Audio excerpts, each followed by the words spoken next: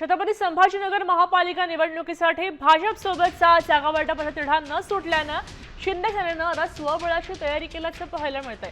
भाजपकडनं सुधारित प्रस्ताव न आल्यानं पालकमंत्री संजय शिरसाट यांनी कोर कमिटीच्या बैठकीनंतर रविवारी मध्यरात्रीच इच्छुकांना अर्ज भरण्याचे आदेश दिले होते। आपल्यासोबत माधव सावरगावे जोडलेत, अधिक माहिती देत आहेत। मराठवाड्यातली सगळ्यात मोठी महानगरपालिका असलेल्या छत्रपती संभाजीनगर महानगरपालिकेच्या निवडणुकीमध्ये भाजप आणि शिवसेना या दोघांचं एकत्रीकरण होईल की नाही यावर अजूनही प्रश्नचिन्ह आहे। दोन्ही नेते आपल्याला जास्त जागा मिळावा म्हणून प्रयत्नशील आहेत आणि त्यातच रात्री उशिरा मध्यरात्री शिवसेनेची एक बैठक झाली। या बैठकीमध्ये जे आपले इच्छुक उमेदवार आहेत आणि ज्या प्रभागामध्ये आपल्याला निवडणूक लढवायची आहे त्या सगळ्यांना उमेदवारी अर्ज दाखल करा अशा सूचना देण्यात आल्या। तसे आदेश पालकमंत्र्यांनी दिल्याची माहिती आपल्याला सूत्रांनी सांगितलेली आहे।